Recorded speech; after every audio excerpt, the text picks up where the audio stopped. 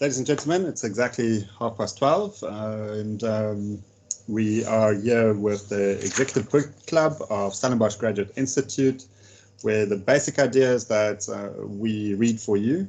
So every 2 to 3 weeks or so, we take on a book, something that's interesting, generally a well-known concept, and we go and read the book and come and feedback here, and that helps us grow our courses, and it also gives us an opportunity to keep you engaged and make it interesting.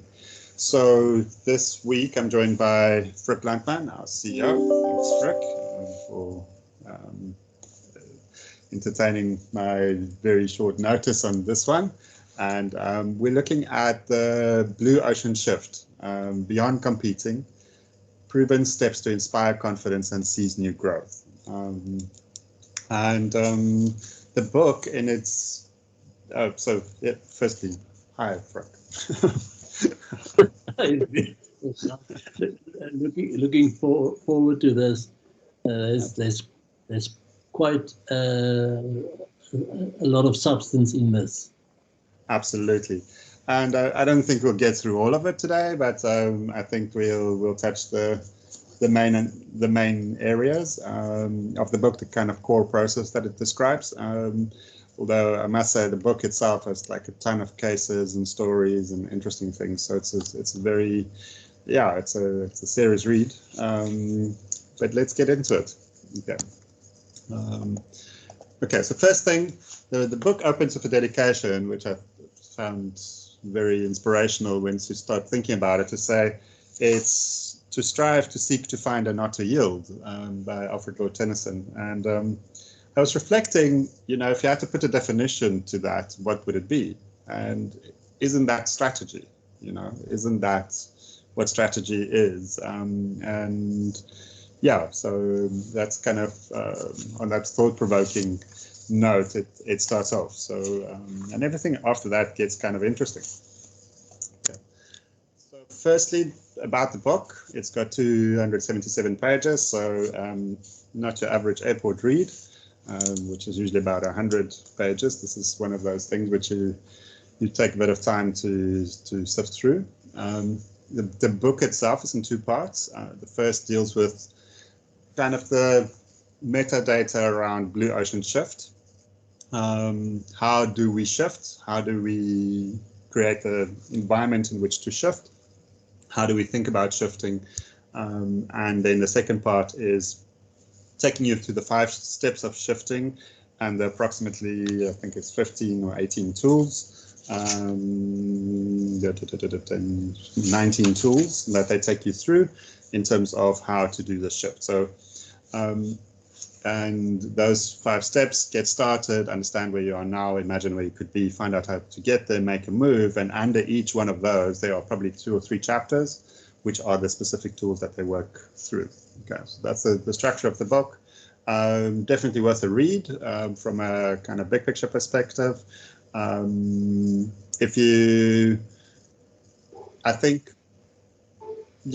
doesn't matter if you read Blue Ocean Strategy, the original book by the authors. It definitely is kind of, you can read the Blue Ocean Shift part if you're interested in kind of the background to the story, but a lot of the value is in the tools that they put down, which is a structured process. Now, some of you might know that Blue Ocean Strategy was a world bestseller. It's one of the few business books that have been translated into a ton of languages, 44 languages in totality. It's 3.4 million copies sold, and there's a ton of resources around it. So there's cases and websites, and there's just such a lot of stuff out there in terms of Blue Ocean Strategy. And it was hailed as one of the big ideas in management, to sit and say, we shouldn't necessarily focus on just competing in our existing space, but we need to look at how do we create transformative and innovative value. Okay. It was written by these 2 people, W. Chan Kim and Renee Mauborgne. Renee is a professor of strategy at INSEAD. Chan Kim is also well renowned. they've been working on blue ocean type thinking and strategy for 30 years. And yeah, they definitely are well versed in what they're talking about, and there's a lot kind of very hard research and justification behind this. So Frick, I thought to start off with the session to do a quick little exercise, okay, that everybody at home can do as well. And that's looking around you right now in the space that you are. You're probably somewhere in your home or in an office. There must be some red things around you. Okay, so look around for 30 seconds and memorize the red things that you see. Okay, so we'll give you a couple of seconds for that.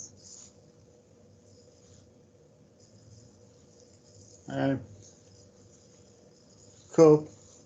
Okay, so if I look around and just recalling five red things that you can see, I can see a top, I can see so.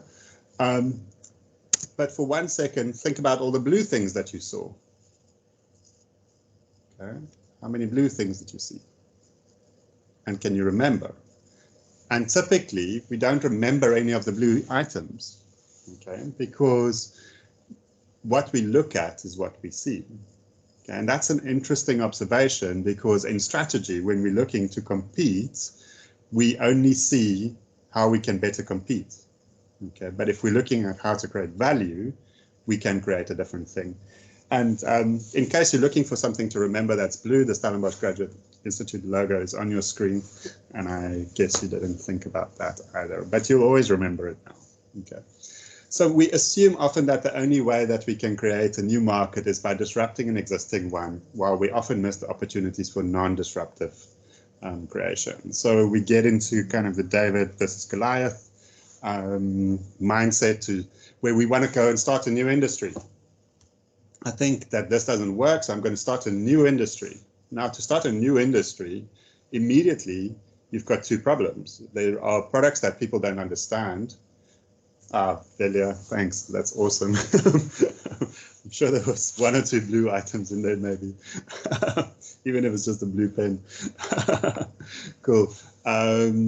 Yeah, if you start a new industry, there's definitely products that people do not understand. Okay, so if I go and let's say I was the first person to create a smartwatch that had to be recharged every day.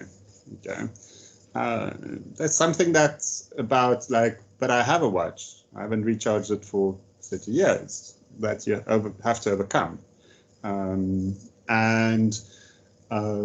One of the points that the book makes is to sit and say another factor that we always misjudge in coming up with innovation is people in existing organizations that cannot afford to lose their jobs, or large organizations that cannot afford to go out of business will do anything to smother innovation. Okay. Often launch innovation projects come back with the report that it's not working, okay, just so that they can maintain the status quo. So the book then posits to say that, okay, maybe innovation needs to be planned strategically to address disruptive and non-disruptive market actions. And disruption, as much as it looks attractive, isn't always the way to do it. I don't know what you think about that, Frick. What's your theory on this? Yeah, I see a number of organizations or entities, and one of their strategies is to disrupt. And I think, well, I'm sorry to say, but I think it's a nonsense strategy. I think if you in the process disrupt, then incidentally, but if you just go out and to disrupt, well, I think you need a lot of resources to do that, and you have to exert a lot of energy to do that. There are better ways in achieving that. Absolutely, and I always find these people that sit and say, I want to be the Netflix of this industry, or the Uber of this industry, or the Amazon of this industry, and it just sounds like, interesting. I don't think you've gotten what this is about. Yeah. So to really get to blue ocean and the blue ocean shift, the book puts it to say that we need to move from market competing to market creating. And we need to look at every industry probably has a price point in terms of value and of cost. Okay, and there's a frontier towards that. And the only way that we can really make these shifts is to offer higher value at a lower cost than something that was there before. So there's kind of three ways to do that, which is one is to offer a breakthrough solution for an industry's existing problem. So something that we've done in a particular way up to now, and we can find another way to do it. Define an industry's existing problems and solve it, okay? Or identify and solve a brand new problem or see a brand new opportunity, okay? Now, the first two is a lot easier than often the last one, okay? So that kind of challenges one to think about like really understanding what is the issue. And one example that's not from the book, but that comes to mind is how Elon Musk approached the battery problem. He just sat there and said, like, we know these ingredients must be combined to make a battery. He then went and found the most efficient way to do that, to pack that battery, and then he built mega machines and make them. And is now one of the world's largest battery makers. And has one of the most efficient batteries to do it with. You know, that is taking an existing problem and solving it. Okay, just really going down to the kind of base atoms and figuring out how they can best put out electricity. And that then shifts the whole value frontier. And next thing he can do other things. So he now has a breakthrough solution for many industries' existing problem, which is batteries. So that's just one example. Cool. Frick, you must shout if you need to say something. I'm here for you. Okay. I won't interject too frequently because I know you've got a lot to get through. No problem. Okay. Cool. So there's 5 core steps to make a blue ocean shift. Choose the right place to start and construct the right blue ocean team. Okay. Understand where you are now. You need to get clear about your current state of play. Imagine where you could be. So uncover the limits and the size of your industry and discover the ocean of non-customers that you can unlock. We'll come back to that idea. The big thing is, and it's an interesting point that the authors drive home frequently, is to sit and say, your existing customers are going to tell you that they're happy, okay? And they're going to tell you that you should pay less, okay? But it's your non-customers that you need to hunt, okay? It's the people that could be utilizing your product, but they're not, and figuring out what their problem is a very important aspect of blue ocean strategy. Find out how to get there. So we systematically need to reconstruct our market boundaries and develop alternative blue ocean opportunities. And then you need to make your move. And that's where rapid testing and market launch and really plays a big role. So in terms of these steps, they're expressed as there are different tools that we'll chat about that helps you to do this shift. Okay, obviously we need to get started, and for that we've got a Pioneer, Migrator, Settler map. There's an as-is canvas. There's a utility map. So these are all tools, like very practical things where you fill in almost forms. Or you have a discussion as a team that you then work through. And for each of these things, you would want to work with your team to get their inputs, to kind of shift their mindset on it, and get the right kind of actions in play to make that work. Cool. Now, this is a very interesting thought.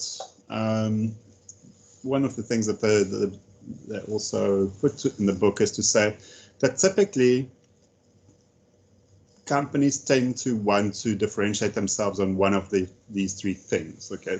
Either the value proposition, the profit proposition, or the people proposition, okay? Obviously, we understand value proposition is the utility buyers get, profit proposition is the revenues the organization generates, and the people proposition, this is a great place to work, we have strong purpose, etc. Okay. And in the structural approach, you would tend to optimize for one of these things. Okay, we're not a great company, but we make a lot of profit. Okay, we have a great product, and we will charge the living hell out of everybody for that great product.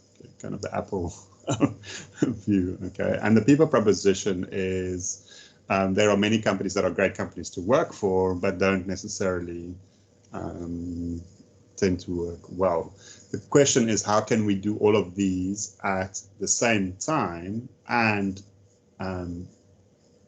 do it with humanity, do it to differentiate, and do it driving costs down.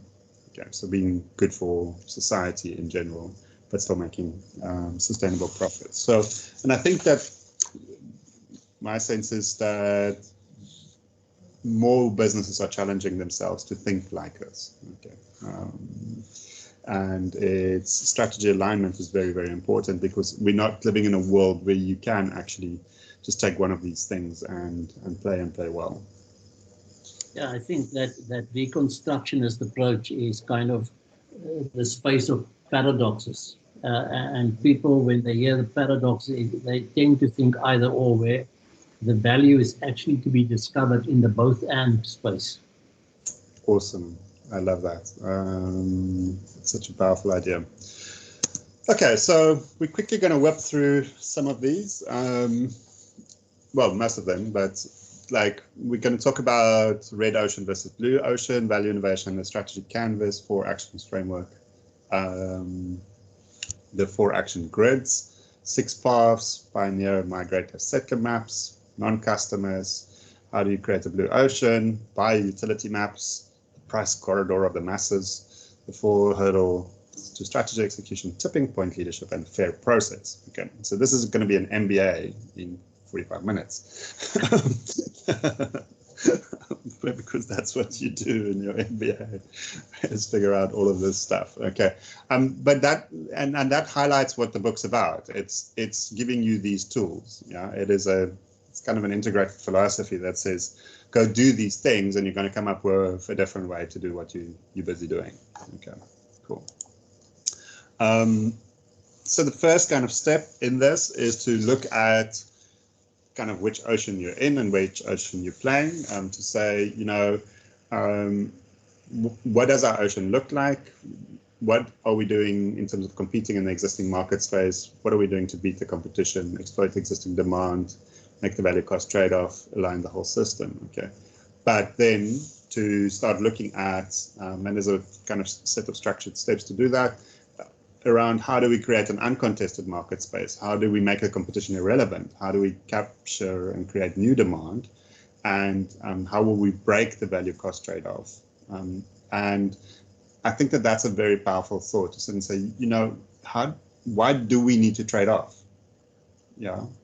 Is it really that if we drop the price, we're going to change the value? What can we do to add the value? Okay. And then how do we align the whole system of the firm's activities in pursuit of differentiation and low cost? So that's the kind of starting point. We need to talk about it. There's some very structured ways to pull some of this out. But you basically need to know, where am I in my existing market?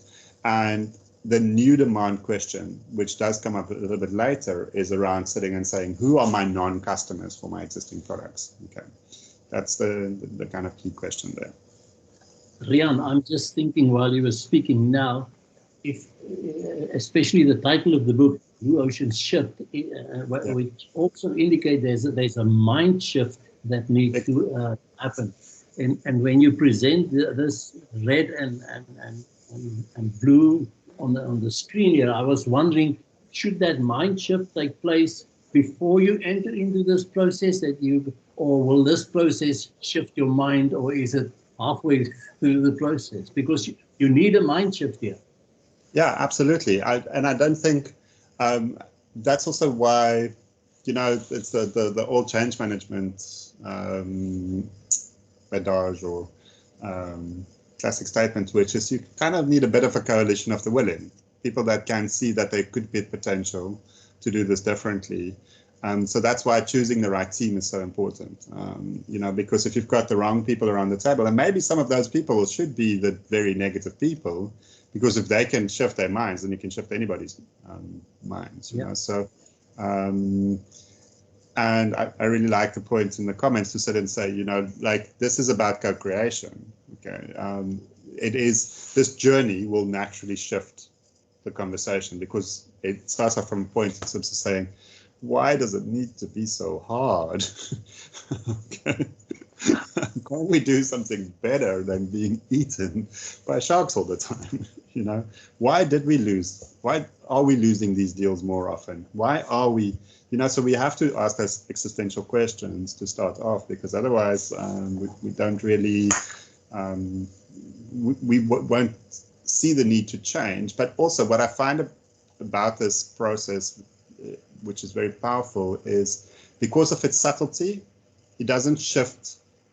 It doesn't force you to shift 360 degrees to come to the same point. Okay, it says like, what can we do better? Okay, so it's a nice process from that perspective.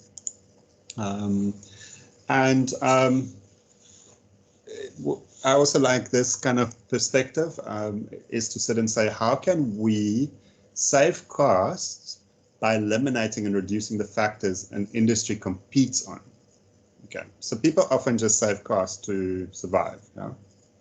But how do we save the right costs? Okay, so what are the things that we currently, and I'm thinking like an education, yeah? Education is expensive because people have to go buy textbooks, yeah? Can we bring those textbooks in-house? Yeah, so we save cost for our customer, we're efficient at what we're doing, and that gives us a way that the person could have everything that they need in one package, and we've done that as SGI. Okay, so the person doesn't need to go buy another textbook, everything's in the course. Okay, so we've saved cost, maybe a little bit more investment up front, but we've saved cost over time for everybody in the value chain. Okay, that kind of thing makes a big difference, and then that at the same time lifts buyer value. Because the buyer now sits and says, well, if I'm comparing apples with apples, this is pears and I like it. Okay. You look like you want to say something, Frick. No. I'm full agreement with you here, because I think that's not to deviate, but just to make a statement, that's the big challenge for us in higher education, and the need that's out there. So, but that's a discussion for another day. Absolutely. But, you know, so cost, when you look at cost saving and value creation in an industry context, it changes your whole mind around how cost works and how buyer value works. Okay, because we need to not look at it from a kind of pure income statement balance sheet perspective, but we need to look at it like, if we're going to innovate, what's the stuff that costs our customers, our non-participating customers, a lot of money and detracts from coming to us, or what would they really want differently? Yeah, it's a lot of interesting cases in the book around this, so definitely worth the read. Cool. Kind of sticking with the theme, because it's a picture that I found. The next thing that we want to look at is our strategy canvas. Yeah, so how are we on offering the things that people want from a particular thing? And this is for a graduate. Okay, so map the things that a graduate wants out of a qualification. How are we on in terms of the offering level on that? And maybe we there, well, this is the ideal, this is competitor A, competitor B, etc., etc. And how can we then start really talking about what are some of the things that we want to, how do we bridge those gaps? So there's a bit of a methodology here. It's a lot of work, so I don't think I've got a minute in this minute enough time to really go through it, but there's a very structured way in which you start thinking about some of these things, and one or two of it will become a little bit clearer later. But we really need to understand, where are we in terms of the value that we are delivering, where could we be in terms of the delivery, and also how does this affect our particular customer on this axis. Cool. The next thing that goes into this is a 4 actions framework, where we then can see, well, you know, what are the things that we should reduce? Like, what are the things that we should create that is better than the industry is offering right now? What are the factors where we should raise well above the industry standards? What are the things that we can eliminate that is frustrating the process? And when we start putting all of these things together against the needs of the customer, we start uncovering a blue ocean opportunity. Okay. And so, if I look at this, I'm just wondering, so if you do your job properly, diligently, reduce, create, raise, and you've got all of those, the results of all of that thinking on a piece of paper, then most probably the solution is not lying in one of them, but then connecting the dots among them and say, so there's a kind of an emergence here of the blue ocean is almost an emergence and not a discovery in one of those elements necessarily. Yeah, absolutely. And something that comes to mind is iTunes, yeah, where they put the world's music onto the thing. It was actually an industry association, I think they're called RCAA, that came to Steve Jobs in terms of saying, well, people are pirating our music. Yeah. Okay. So what are some of the things that you could be doing? Create a place where they can get the music. Okay. Raise the standard of the music, give them better music than they can pirate. Okay. Eliminate the factors like make it easy for a person to put their stuff on there, to get their stuff on there, etc.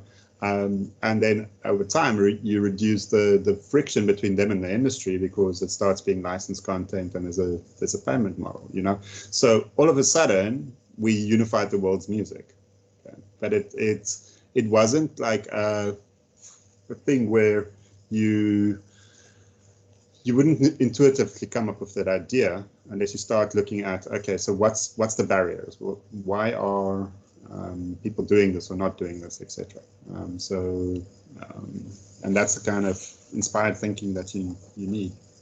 So, and it's exactly what you sit there and say the next kind of step is to put this into a grid and to look at all the things that we could do and then obviously prioritize them. And that's called an ERRC grid, which is the eliminate, reduce, raise, and create grid. Okay, so what can we do to our existing product to really shift it to the next level? Okay, cool. Then we want to now obviously start opening up this new value cost frontier. Yeah? And in that conversation, we need to start looking at, okay, so what does other industries do? How do they solve this problem? Okay, because there are good industries out there that may solve the problem that you currently have, which you don't even realize that, okay, but I could be applying that idea there. Looking across strategic groups within your industry, look across the chain of buyers and redefine the industry buyer group. Okay, look across complementary products and services, rethink your functional and emotional orientation of the industry, and participate in shaping external trends over time. And there's many examples in each one of these categories where people have looked across their industries. So I'm just thinking of one now. Alternative industries. I'm going to stick to education. We know that one of the ways that people have made education free is by looking at the software licensing models, where you could learn something for free. You Google it on the internet, etc. But if you want a certification, then you do that, and that has translated, for example, into the Coursera and those types of paradigms, where you do a course and then later you certify. So it's one industry learning from another industry. Okay, strategic groups within the industry. People doing things differently in particular markets or particular segments, etc. And I always like the idea here to sit and say the future's already happened. We must just find it. Okay, there's somebody out there tinkering in some way or form, and you must start looking and opening and expanding your mind. And I think the whole point here is to sit and say the solution is not going to come from within. The solution is going to come from without. And we often see this with people traveling and seeking innovation and across borders and other markets. It's when we start understanding the outside stories, we can change the inside story. Cool. So I don't want to create deviations for you, but as you speak, I'm just wondering, this is for an organization, but this could be for an individual or for a couple, a married couple, or I'm actually very old by calling a couple marriage. But I mean this. But you can use all 6 paths to redefine a new ocean of being. Yeah, that's profound. Okay, although I wouldn't recommend looking across alternative partners at this point. But very sure. Yeah, but it is. We need to look outside of our relationships as well to bring it in. And I also like it from that perspective that you can really apply this to your own being as well. I think that's very true for all of these tools. Okay. So there is an exercise as well that it's recommended that one does to say, well, who are the settlers, who are the migrators, and who are the pioneers in the industry? Okay, and understand what really is happening there. Who's imitating each other, okay, who is creating the improvements, okay, and what are those improvements that they're doing, and who are really the people that are changing the game, okay. And obviously in your own to-be portfolio, you want to be that person that changes the game, and then starting to understand what's driving that and what the direction and modality is there. And you need a healthy and balanced portfolio of a little bit of everything, because remember, organizations can't survive without, at some level, competing. Okay, but there is a lot of stuff where you can create value, and over time, this is similar to the idea of kind of not a strategy map, but a strategy defense, is to say there are things that we will pioneer, there are things that will be in process for us to be the pioneers in, and there are things that we, in time, will be the settled people. Okay, so Apple will do iPads for a long time. Okay, but what are they doing to pioneer the next big thing? Cool. Then 3 tiers of non-customers that you should go find out a little bit more from, right, how this is not working. The first tier is the soon-to-be non-customers, which I think the people that are at the edge of your industry waiting to jump ship, if they just had a better solution, they wouldn't use your product. I think that's a profound market. People that are actively refusing your product, and then the kind of people that don't understand, that is unexplored non-customers, typically called latent need customers, okay, seemingly distant markets.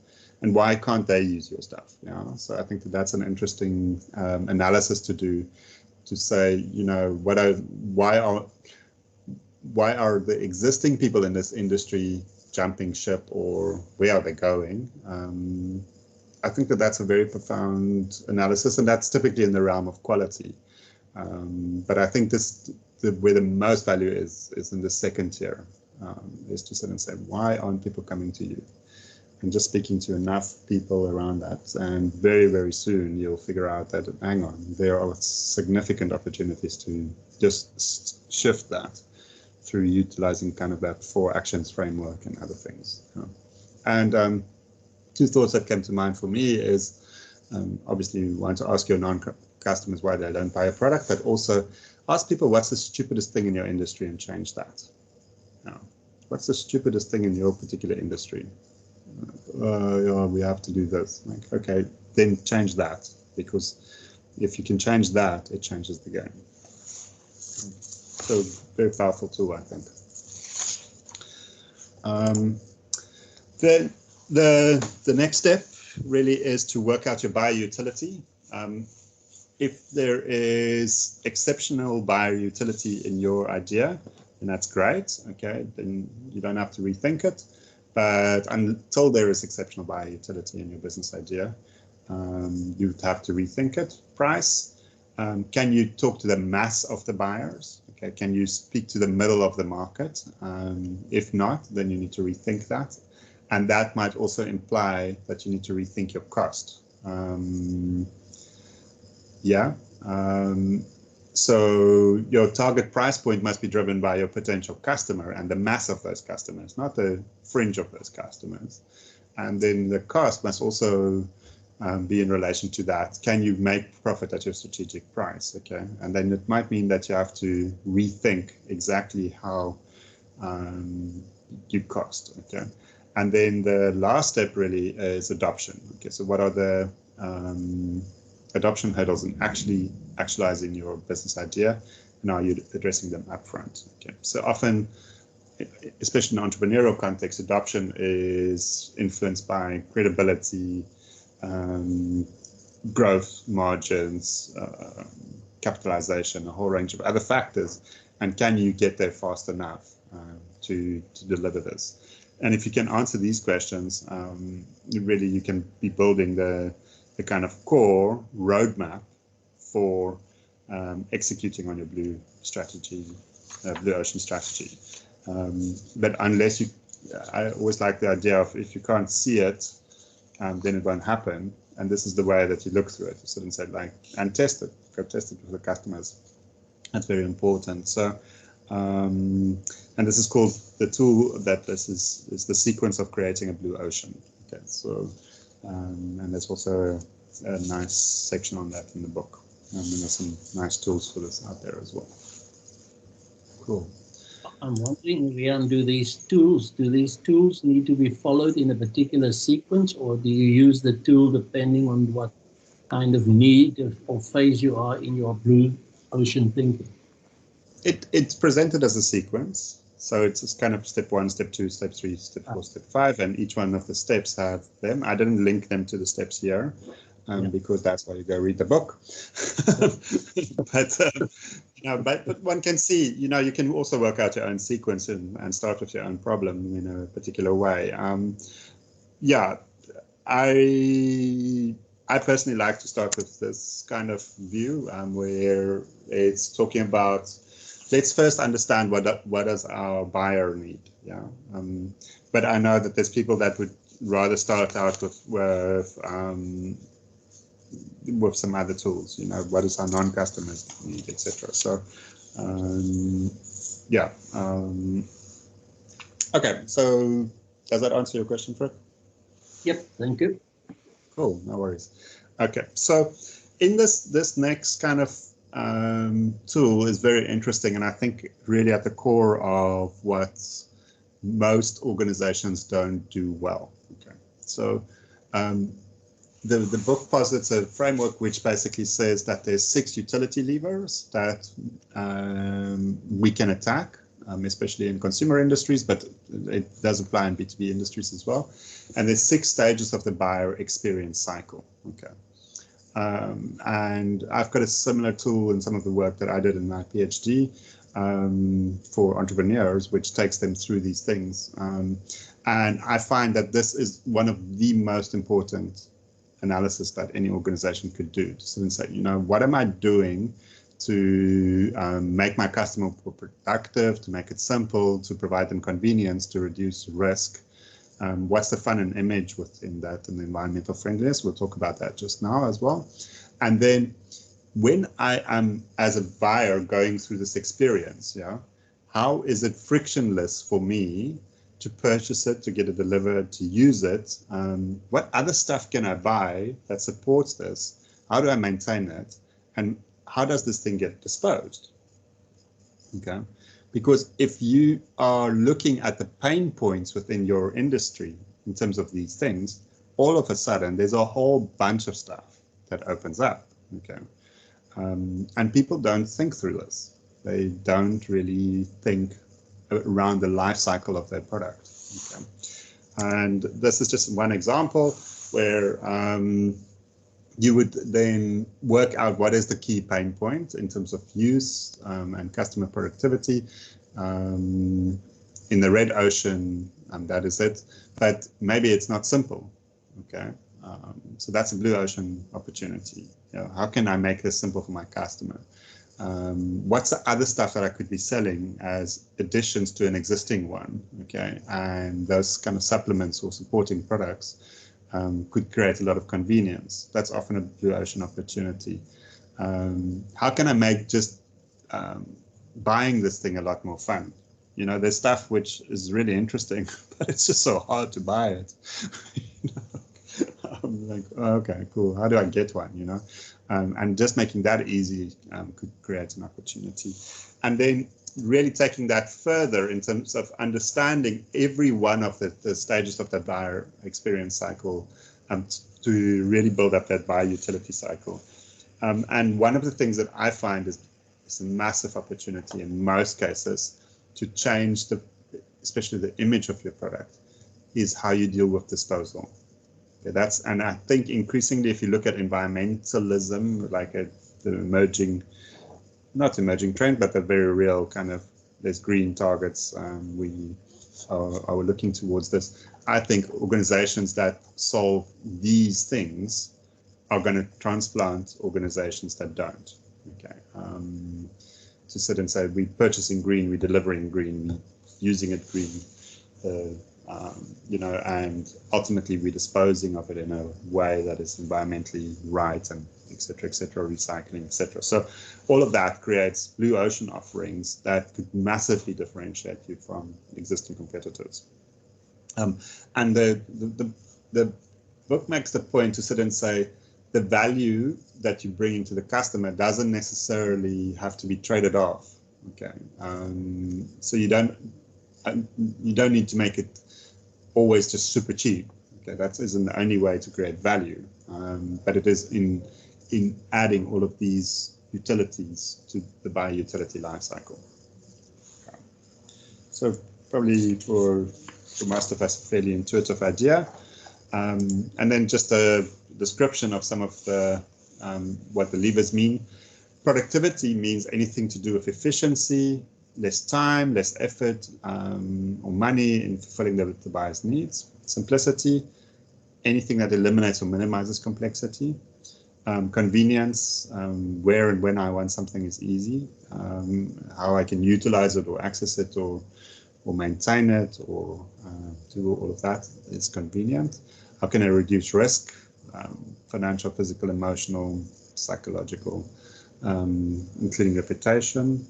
Fun and image is their tangible and intangible aesthetic look, feel, attitude, and style an offering conveys. And environmental friendliness, it's about green matters. And I think, as I said, that is a new frontier that's definitely is changing the game for a lot of players. Cool. Oh, we're doing good for time.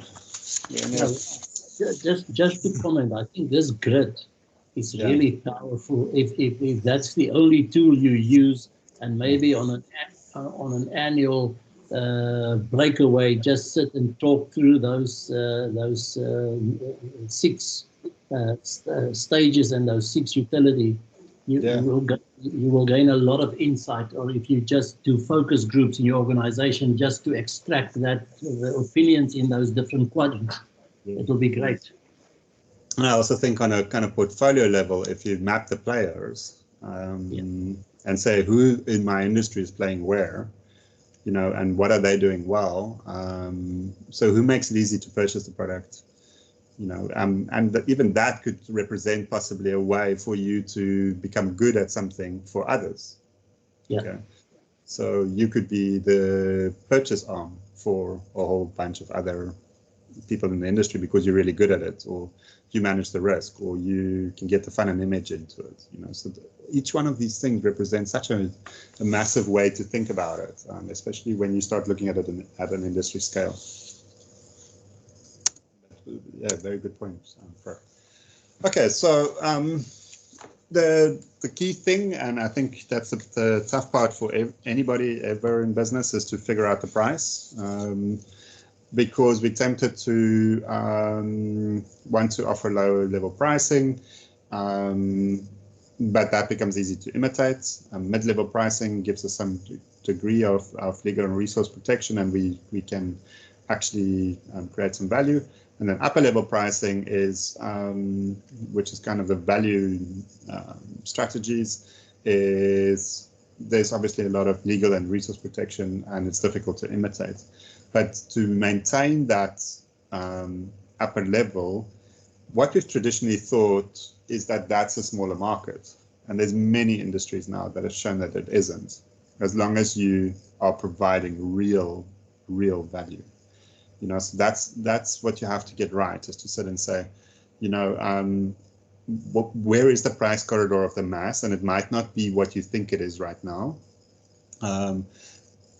What makes that different? Like the same form, there's a different form, same function, different form and function, and same objective. And then you need to work at your price level within that price corridor and justify the value for that.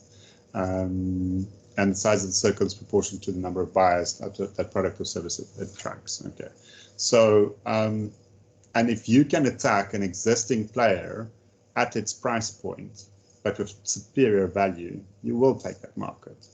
Okay. It doesn't matter if it's a ultimate commodity, or if you're providing a better value, better packaging, better etc. You could be charging a premium for that. I think in this current world, you could sell petrol, and if there is anything that is related to making it green, it will sell better. You know, that's the kind of thing that you have to be thinking about, and people will have to pay more for it. Okay, and that's so you can create these markets in those if you really understand the price corridor of the mass. And there's a lot of stuff in this in terms of the bottom of the pyramid theory and all of those types of thinking as well. Okay. Cool. Then it tends to be kind of 4 core barriers to strategy success. First is cognitive. Organizations don't necessarily want to rock the boat, don't necessarily believe that it is. And somebody described it recently quite well, to sit and say, you know, as organizations become bigger, they become a lot more dictatorial in terms of saying, this is how it works here, because any deviation from that isn't proven, etc. So there's a cognitive barrier that you reach in terms of saying, can we change? Can we do things different? Like, but we currently make, put in your figure, $10 billion from this, okay? Will we be willing to shift and potentially step away from that? Well, if it's the right thing, what's going to happen in time, somebody's going to do that step. And is it you, or is it going to be them? Okay. And the question is, a lot of people sit there and say, but there's no blue ocean in our industry. Yeah? Okay, it's like, well, can you conceive that in the next 20 years, it's going to change? Oh, yeah. It's like, why don't you do that change now? What is that change? Okay. And that cognitive barrier becomes something that if we don't do it now, we're only setting ourselves up while we can still see it to later look at somebody else and saying, oh, they've done it, but I thought about it. Yeah. And I also wonder to what extent are the listed companies almost bound into that wedded situation because of the shareholders out there. And you can see every time a listed company takes a new direction or comes up, the price first drops as the people run away, you know, kind of, and then they come back when they see there's a success. Yeah, and actually, if you want to think about great business ideas, go look at every listed company and stare at them for a long time and sit there and say, what will their shareholders punish them for? Can we do that? Anyway, that's an interesting perspective. Then the resource hurdle. Is it assumed that the greater the shift in strategy, the greater the resource it requires for execution? And that's not true. You know, in my experience, a shift in strategy often just requires focus. It just requires time. And you can say, well, that time is expensive. And yes, it can be expensive, but it's also, we don't have limited resources in most organizations, because if you have a bunch of people working together, we can shift the game. Okay. And I don't know, Frick, the most and the best working strategies didn't cost a ton of money. Okay, it was just utilizing the existing resources more effectively. So I find that good strategists understand that, and I find that, you know, the middle of the organization always thinks that it should cost more. Not necessarily. No, not at all. Then the motivational hurdle, how do you motivate the key players to move fast and tenaciously to carry out a break from the status quo? We'll talk a little bit about that. Okay, motivation is a big hurdle. And then the political hurdle. And we've talked a lot about this in some of our book clubs in terms of, you know, how do you create psychological safe space? How do you create a place where people can stand up, come up with ideas, that get supported, that drives forward? And that's political, I would almost call a cultural hurdle. But, you know, there are many organizations where if you stand up, you get shut down, even before you get out of the seat. Okay. And that brings us to the next point, which is, like, in this, people matter. And one of the big things as a tool is that the conventional wisdom is we will only change once the mass of employees have changed. Okay. And what the book posits is to sit and say, well, it's the people at the fringes where we need to practice what they call tipping point leadership. And to achieve a strategic shift at low cost, focus on the extremes, the people, acts, and activities that exert a disproportionate influence on performance.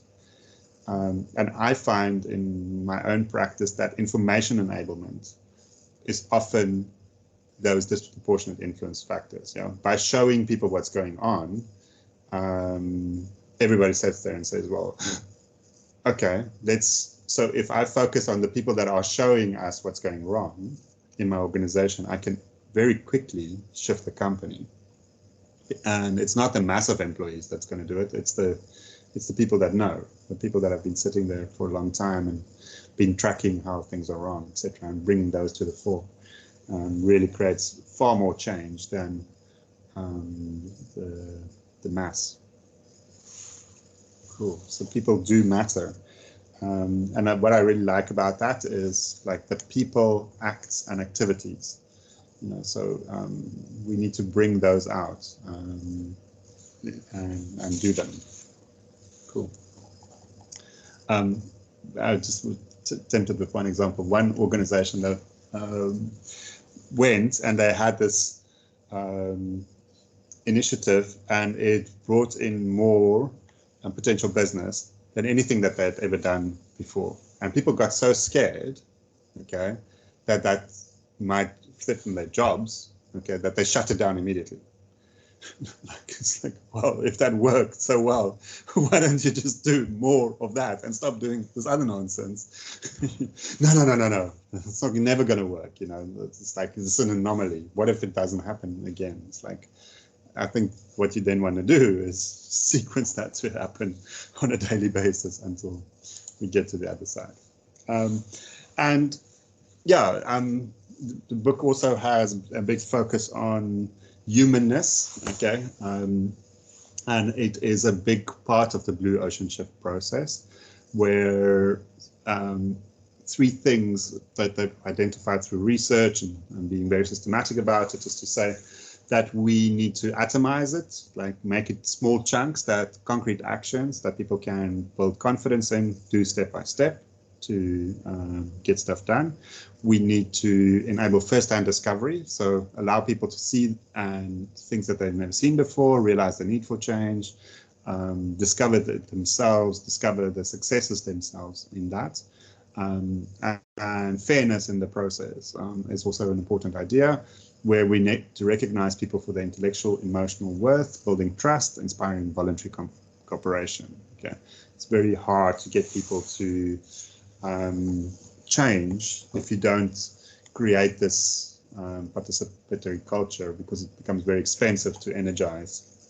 But if it's self-energized, or that builds its own momentum.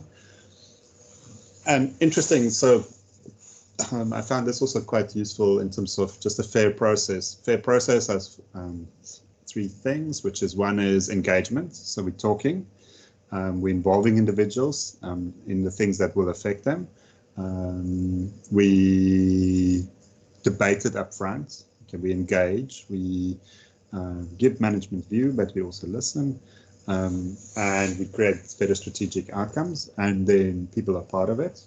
We must explain about what's happening, and we need to create expectation clarity. So people need to know what is expected from them, and supported in terms of doing those things. Okay. This all goes into a lot of red and blue in terms of Blue Ocean leadership, which we won't go through in here, but you want to change your personal qualities and behaviors through acts and activities. You want to move from being generic to be connected to the market. You want to move from focusing on executives to focusing across the whole organization. You want to invest your extra, rather than invest your extra time in leadership practices, you want to pursue high impact leadership where our practices conserve time and create energy in the organization. I was describing it to somebody the other day, where it's to say our job is to kind of widen the river through which things must flow, okay, and eliminate the barriers, because it's only in that we start building this process and we're really creating change. It's very intuitive, but there's a very nice set of resources around this. And if you go to INSEAD, this is what they will teach you around Blue Ocean leadership. Okay, cool. And then kind of the last two thoughts from my side is to say there's 3 steps to creating your own Blue Ocean shift. First is understand where you are, imagine where you are, create the future that you want to be. And the tools that you've seen here can be utilized for that. Mobilize your team, understand your industry, understand the pain points, look for non-customers. 6 paths to reconstruct and a new business model that you're building in terms of that. Okay. So fairly simple from that perspective. And for the commercial break, we do talk about this stuff in our advanced project management NQF level qualification, where we focus a lot on learning how to implement strategy. Also in our leadership and emotional intelligence, I'm dealing with the human aspect of it, so that's an accredited NQF 5 course. In the data science, surprisingly, we talk a lot about the context of leadership and how we use data to support that. And in the entrepreneurship course, which we're now running regularly, we help people develop their own Blue Ocean ideas in the startup or existing business context. So definitely worth looking at these courses from SGI. And remember, if you need to look at something blue, Stellenbosch Graduate Institute is blue for that reason. Okay, cool. Thanks, Rian. You got through it all. So yes, really, I think it's a great book. I think there's a lot of substance in it, and most valuable to have, and for organizations, especially those leaders that are interested in taking things forward in a different way. Absolutely. And I share your sentiment. I think it's definitely worth a read. Definitely for the serious strategist, this is a set of tools, and I like the simplicity of them. I have a very similar process that I do when I do consulting. I have tools like these that we populate. So I really like that kind of adding this to the toolkit, and it's easy things that you can execute fairly quickly. So you don't have to spend a lot of time on them. And yeah, they really make you reflect. And I think the most powerful idea here for me is to look at your non-customers. I think that's the part that we can take out the most from. Okay. So ladies and gentlemen, thank you so much for joining us today. We will be looking at another book soon. That's what we do here. And also look forward to our seeing you on one of our courses or sending your teams into experiencing some of our dynamic content. We are really enjoying it, having you around. Thank you so much.